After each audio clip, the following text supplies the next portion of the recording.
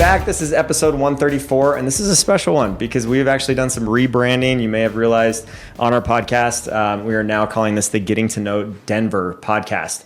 And the reason is because that's what we talk about. We talk about the Denver metro area. We talk about, all the things that you can do here for fun, real estate here in the area, and how it relates to each other. And so if you're a local here in Denver, you may find this very interesting, right? And discover new hotspots and different places to go and know more about neighborhoods, about pricing in neighborhoods, strategy and real estate and that sort of thing. So that's what we're all about. And we're going forward with that new branding. And so today we're going to talk about the home buying process here in Denver and what it's like when some people really understand the numbers going into a contract and a sales process, but a lot of people just look at price and that's the only thing that they pay attention to. And so today we're going to talk about some of those other numbers that might be very important to pay attention to before you get too deep into the home purchase process. So we'll open it up and talk about some of those very important numbers that you should know before you start and begin this journey. Okay, so the first one is debt to income ratio. So after talking to a lender kind of like looks at, let's say, credit card debt, car debt, college debt, just kind of the debt that you have. And then they look at how much money you make and based off of that, see what you can actually afford. So that's how they get the debt to income number. Yeah. And good debt to income ratio numbers, they range, right? So people love conventional financing, they'll go all the way up to a 42% typically. And then FHA financing will go all the way up to 50 and even higher in some cases. And so there's definitely it's a super healthy spot to be if you're 30% debt to income ratio or lower. That means you're probably not going to be house poor. You're probably going to be in a very good spot where you can still enjoy your lifestyle and do things that are fun, travel maybe, stuff like that, and own a home, right? So that's really what that's all about. And just what do you mean by that? 42%, 30%? You're talking about your payment for the home is 30% of your debt to income ratio? Yeah, good call. So you literally divide all of your income that you have, all money that's coming in, divided by the debt that you have, and then divide that by 12. So it's a monthly budget for how much your income relates to your debt. Minus the debt. Yeah. Not divided by. Oh, yeah. Sorry. That's what I meant. Yeah. Good catch. Yep. So that's how that works. And there's a lot of people that are buying right at, the 40% mark or 42% mark. And in some cases it's okay because not all of your income can be qualified. Mm-hmm. So I know people, I hope I'm not crossing any lines, but when we helped your sister through her home buying process, she taught piano lessons at home. None of that counted because it wasn't consistent seasoned income. It was consistent, but it just wasn't seasoned by the lender. And so they weren't able to count that income, even though it was coming in. And it was actually pretty significant for her. Mm-hmm. And so they were right at the top of their debt to income ratio when they bought their first house. But because they had additional income coming in, they felt okay about it. And we were comfortable, putting them in that situation. So I don't know why that one came to mind, but that's it's a good example. Though. Yeah, pulling that out of the archives 10 years ago. And more. What recommendation do you guys have? Because I feel sometimes the lender could say, hey, you qualify, mm-hmm. Here's your debt to income ratio. You qualify for this. Obviously, if you want to hit that number, then you might be kind of in a sticky situation. Or if you have other income, then maybe you're not in a sticky situation. But What would you recommend, based off the number they give you and the number that you should actually go with, if that makes sense? Yeah, there's a limit, right? So you want to just give yourself some wiggle room. Even if you're in the upper 30s, you're probably going to be better off than if you're pushing right at 42 or 44%, something like that. So I think just having a little bit of wiggle room. But I think the biggest thing is look at your other expenses in life. What do you like to do? How much are groceries? How much is gas right now? Really high right now.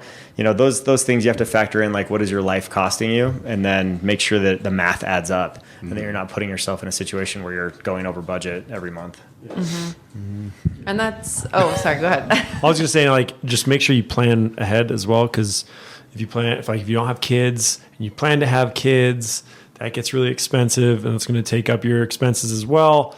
Not that that's included in your debt to income ratio, but there's always expenses that aren't necessarily included in your debt to income ratio. It's pretty important to understand. So like groceries and gas and all this other stuff. And living in Colorado right now, it can be a little bit more expensive. And then everything just changes as you move forward in the future. So just have a plan. And understand that rates will fluctuate up and down and stuff. So like refinancing can be an option, but sometimes it's not the best time to do it. But yeah, understanding your debt to income ratio and not being house poor, that's the key for now and the future. So another thing that I think we should focus on is mortgage interest rates. And some reasons why rates matter are because they affect your monthly payments, loan affordability, and overall just the long-term cost of the loan. So with these, they look like small percentages, but a slight change can change your payment by thousands of dollars since we're working with big numbers here. And then another point I just wanted to add is, yes, the rates are important, but also if you wait for the rates to drop, but then all the market prices go up, it's going to kind of level out the payments, I guess, in that way. So just be mindful of that when looking for a home. The rates are important, but not everything, I would say. Yeah, absolutely. And you think about it, like, I don't think most, especially first-time home buyers that haven't bought a house yet, a lot of them think the interest rates are just like something that's like just another thing to factor in. But it's kind of a big deal. Like when 1% change in an interest, like in an interest rate goes from 6 to 5%, that makes about a $400 payment difference on a $650,000 home. So that's what you're looking at. And I mean, $400 every single month adds up, to a pretty hefty amount. It's like $3,600 a year. So that's a lot to think about. And if it's 2%, that's double every year. Your income just went up or your expense just went down, however you want to look at it. But interest rates, you lock into that rate and for as long as you hold the loan. But a lot of people, and that's why most people don't hold their mortgage rate for 30 years, right? Even though it's 30 years fixed, most people get out of it on average in like 5 to 6 years. And it's because when rates fluctuate and go down, people just jump on those opportunities to lower their payment. And so one thing I think is a good idea, if you can afford it, is like when the rates go down and you lock in a payment, pick the term that you want to pick. So like if it's 5 years into your 30-year loan, go get a 25-year loan at that rate. So now you just lowered your interest rate, but you're 5 years into your loan still, and you didn't reset the clock to start over again. Because every time you start over, you're paying the lender way more money because the amortization schedule, or like the schedule of the entire payment over 30 years, has more interest being paid up front and less principal or money going back to the homeowner or the borrower. But then that gets better every month. Your principal goes up and your interest goes down throughout the course of the 360 months that you own that loan. So it's really important to try to keep that term as low as you can, and cut off term. Sometimes that's even more important than lowering your interest rate, in my opinion. So, yeah, another big one is down payment. I actually did a video, I was in downtown Parker, and I was asking people what they think a down payment on a house is. And some people just threw out like 50,000, 100,000.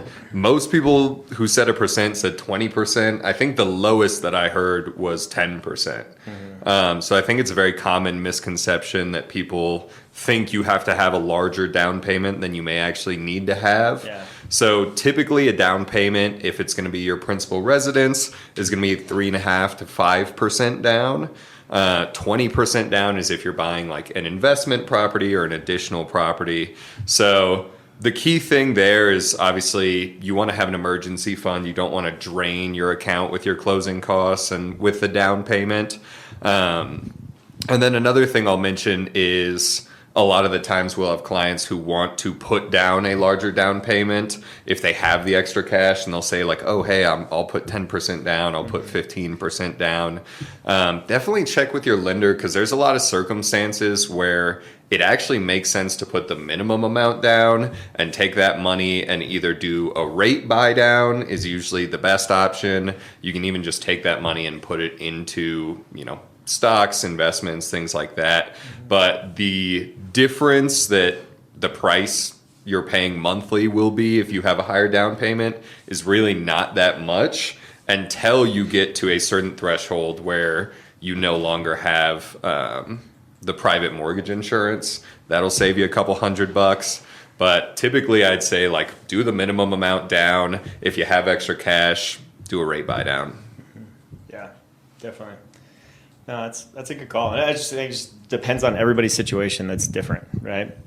And what you want to do. Like if you're if you have cash flowing in your life right now, then like real estate's a great place to put it. But a lot of financial planners would tell you, hey, go earn 8% in the market or whatever. So it's like I've heard both trains of thought, but I like not like your $400,000 mortgage, you're going to end up spending like, $750,000 over the term of that loan if you keep it the whole time, right? So if you can save yourself $350,000 over time by, paying it down faster, then I think that it's an old school train of thought, but I think there's value in it, in my opinion, just because I'm a little more conservative as far as that goes. But I think that other people would say, nah, just pay the minimum and go after interest elsewhere, right? And investments and stuff. And that's great when the investments work out. It really is. Real estate's one of the safest things you can do. If you've ever had an investment go sideways, then you learn really quickly to get a little more conservative sometimes. So take all your money and put it in Bitcoin. It's going to the moon. There's no way you could lose money. No, just rack up credit card debt. It's so much easier. I will say one Live thing in to debt, mention. die with zero. Can't take it with you. Yeah, it's not going anywhere. But I think it's important to understand too, like there's so many different programs out there. You have like if you're military, you got VA, which is like 0% down in most cases.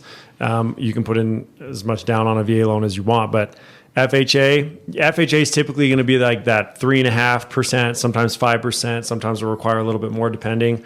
And then you have your conventional, which is you can get 3.5% on conventional as well. But 3% typically, or 3%, yeah. That's kind of like your minimum. So like what Jackson was saying, sometimes it's better to just take the minimum and then put the money towards something else like a rate buy down or something like that. Because honestly, I think it's important for people to know just because you have more cash to put towards your down payment doesn't necessarily mean it's going to save you a ton of money in the long run. Because when you put down, let's say you've got $10,000 just for round numbers, that's actually not a really good down payment, but an additional $5,000 towards your down payment is only going to affect your mortgage payment a month by like a couple bucks. Mm-hmm. It's really not that significant at all. Mm-hmm. So it's really important to ask the questions of like, okay, if I actually put down this much more, what's it going to look like on my monthly? Or how's that going to affect my mortgage? Most of the time that money can be allocated to a better opportunity like a rate buy down that'll save you a ton more. So just because you have all this cash you put towards a down payment doesn't necessarily mean you should use all of it. Mm-hmm. Yeah, and I'll be devil's advocate again here. So there's mortgage insurance too, right? Yes. So if you have 20% down, then you don't have to pay any mortgage insurance. Mortgage insurance or private mortgage insurance, PMI is what the lenders call it, is basically an insurance policy for the lenders on foreclosure. So they're basically making sure that if they get foreclosed on, they have an insurance policy to take care of the costs of foreclosure, protecting themselves. And we saw that come up a ton during the Great Recession, right? With all the people that had to default on their loans. And so if you have less than 20% down, you're paying mortgage insurance, unless you're VA. VA doesn't have mortgage insurance. They give that veteran benefit, right? But that PMI can cost you, between $200 and $400 a month on a loan. So that's like I said earlier, $400 is like a whole percentage of interest rate, right? So that's what you have to ask yourself is like, if I have the opportunity, does it make sense to put 20% down? Or does it make sense to put 5% down and pay basically 1% higher in rate, right? Because you're paying PMI. That's the way I look at it. But it's one of those things where most people don't have that opportunity, and then they just don't buy a house because they don't want to pay mortgage insurance, and then appreciation could run away from you, and then you can't afford a home in this market. So I don't think it's worth holding off on buying a home if you don't have that down payment. But if you have the down payment, I'd put it into the house all day long, in my opinion. That's just where I'm going with it. But wouldn't adjusting the rate be putting it into the house? Yeah. That too. To that point, I think we get a lot of people who say like, "Oh, well, I don't want to buy yet because I'm going to save up some more Yeah. for my down payment." Yeah. And a lot of the times, just like you said, the market's going to appreciate, prices are going to go up, and 6 months from then, when you have saved a down payment, you're actually going to end up paying more monthly, even with that larger down payment. So, and it's not always the right option for everybody. But in certain scenarios, you can get down payment assistance where the down payment gets wrapped into the loan. And if you are, well qualified, making good income, but you might not have a lot of cash on hand, that is an option for some people to be able to buy as well. Yeah, I think best advice we give most buyers is if you can afford to buy a home right now, it's much better to do it now than wait, regardless of whether you're waiting for more money on a down payment or not. If you can afford to do it now, just do it. I think so. Talking about down payment, that's a big one. But then you got to keep in mind property taxes and insurance. Well, a lot of people don't. Well, at least most new buyers don't understand is that your mortgage payment isn't just principal and interest. Typically, your mortgage payment includes principal, interest, property taxes, and insurance. And usually property taxes are taken out of an escrow account as well as insurance and things like that. So it's all kind of bundled into one account. But the property taxes, especially here in Colorado, and insurance, I should say, both have been interesting just in the past 5 years. Haven't been as friendly to residents here, especially with all the hail and the wind. I just changed my insurance policy. This is wild to me. And I knew that this was going to happen eventually. I'm sad that it just happened, but I had to switch my homeowner's insurance. Sweet. And Score. got our own mics now. Get him out of here. So the sad part was, so I had a great insurance policy that covered my roof for like $1,500 as my deductible.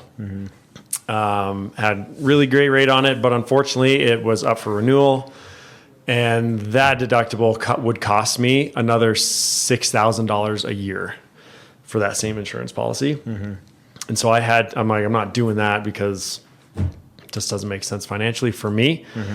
So now my insurance only went up $1,500 a year, but my deductible for wind and hail alone is like $12,000. Wow. That's a little scary. Yeah, it's beyond scary because we have a lot of hail and a lot of wind. I have a really good roof. Like I've got the UL4 shingles and everything, and it's great. And it's only like a couple years old, but that's the only reason I did that. Otherwise, you're stuck with either your mortgage going way up because you had to spend another $6,000 a year, or you just kind of roll the dice a little bit and hope that the weather pans out. And especially in a dry year like this, you just, I don't know. It's just one of those kind of look at crapshoots you have to take. Costs, right? Yeah. It's probably like 6 years over time that you would have spent, on a different policy with the lower deductible. But a lot of insurance companies aren't even offering the lowest deductibles like they used to. No. Used to be $1,000 yeah. deductible all day long. Now it's like $5,000 is a good deductible. My insurance broker, Jared, gave me the option. He's like, you can do this and they'll allow you to do it, but you're going to spend a ton more every year. Yeah. The other thing that they do, Jared's company, Yeah. they have like a wind and hail second policy that you can put on, where you could have like a super high deductible on your first policy, but then it's like a rider policy that's just like $25,000 cash that they'll give you for a wind and hail event without a deductible. So, or I think it's a smaller deductible, but it's like it's probably based off the company though that you're using, I'm assuming, or is it from Jared's broker? It's a second company, but it's like brokered out by them. Yeah. Oh, yeah. And I don't want to speak for them, but I know it's like it's making sense for some people to do it. We'll have him on. Yeah, One of that'd be these good. Definitely. Cool. Well, my insurance or my property taxes were another thing that just soared on me. Like in 2023, if you own property in Denver, you probably saw your property taxes go up like 50% that year, which is crazy. And then they kind of came back though. Like the next year, mine went up like my assessed value went up like $250,000 in 1 year. It was insane. And then it came back like $118,000 the next year. So almost half of it came back to me.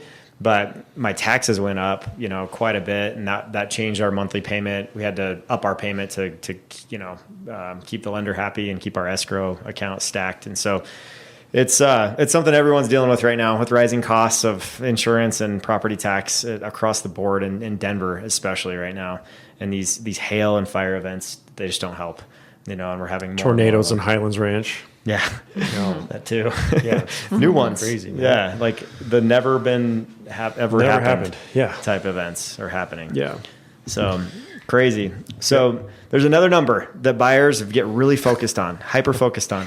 And it kind of drives me crazy a little bit because price per square foot is what we're talking about, right? And I know it's important. I get it, but it doesn't factor in. Do you want me to play devil's advocate on this one? Sure. Yeah, go for it. Let me make my point first. Okay. So as you look at, you hyper focused on price per square foot, let's say you have a cookie cutter neighborhood and every house is the same across the board. And I get my house for $200 per square foot and the other neighbor sold for $240 per square foot, right? Then I'm feeling pretty good about my purchase. That's great. But what it doesn't factor in is one, the most important thing in real estate, which is location. Yep. Okay. So that's number one. And number two, the second most important thing in real estate is also location. And then number three, you get where I'm going, right? Like location, like that's so important. Where you live, and anybody that's lived in a home that backs to a super busy road, they get tired of it over time, and they just want to leave.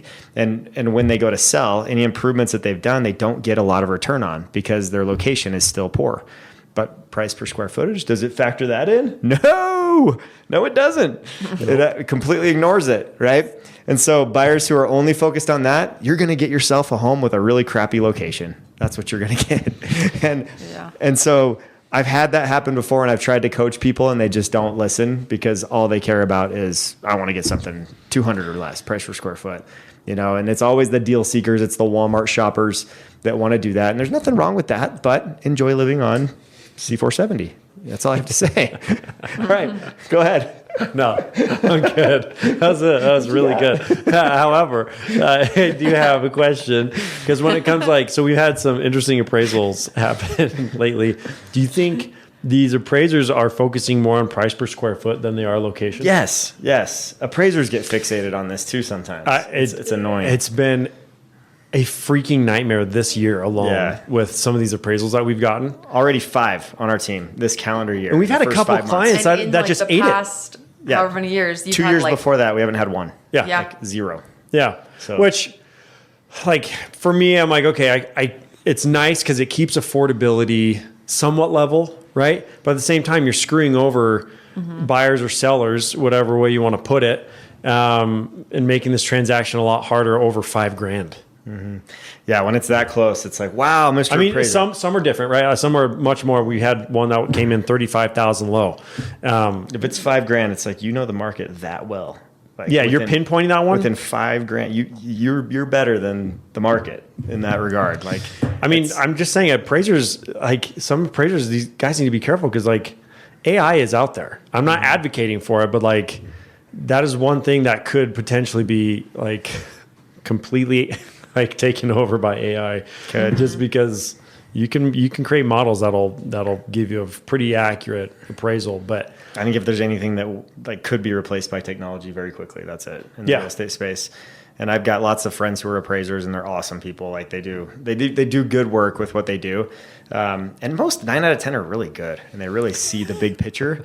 But there's that 1 out of 10 that just really thinks they know more than the market, and they try to prove it basically. And they're kind of argumentative, it seems like, and it's tough when we meet those ones. We kind of know okay, this could be a mystery. This is an adventure. I feel like we needed to get this off our chest, even though it had nothing to do with this actual podcast. But appraisers have been interesting this year. But I think that price per square foot has been a huge factor in that. Yeah. And they use price per square foot in different parts of the country as a pretty accurate measurement. Like in New York City, where everything is in the city, unless you're right, overlooking Central Park or whatever, right? Mm-hmm. Then it might be a little bit different. But in those more urban areas, price per square foot might work a little bit better. Yeah. But when you're backing to open space or a lake or whatever, compared to the one across the street that's backing to the highway, that doesn't work at all. Yeah. Period. And it's the location. Yeah, those are 2 very different homes. Even if they're cookie cutter identical visually, they're night and day. Living in it's different. Totally. Yeah. I Yep. just sold a place that was back into about 50 feet of open space and mountain views. Really cool location. Didn't have neighbors right behind you. And the appraisal came in $14,000 low on this house.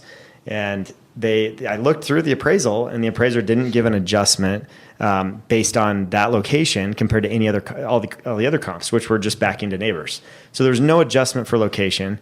And then one of the comps was backing to E470 toll road, and there was no negative adjustment for that at all, right? So like, you're telling me you can't make up $14,000 in a location adjustment for something that's backing to an open space in Greenbelt? Like, that's crazy. You know, so those are the types of things that just really rile me up and get me We can tell. Yeah. Wound up. Yep. Wound up big time. and we go to bat for our sellers, right? In those situations, we want to protect their value and protect their equity. We're passionate because we care. And there's two trains of thought. A home is worth what a buyer is willing to pay for it is one train of thought. And that's the train of thought that I'm on. And then a home is worth whatever the cap of the neighborhood and the price per square foot is, right? And so that's where appraisers can really influence things sometimes. And you know, the crappy part of that is if you're a homeowner who lives in a neighborhood, you've done everything you can to update your home and make it look great because you really care about where you live, and you put real money into that thinking that you're going to get it out, and then you go sell it for a great price, and then the appraiser comes in and chops off 50 grand because the other neighbors haven't updated like you have. So it's not your fault, it's your neighbor's fault that you just lost 50 grand of money that you just spent on your home to update your home. Does that make sense to anybody here?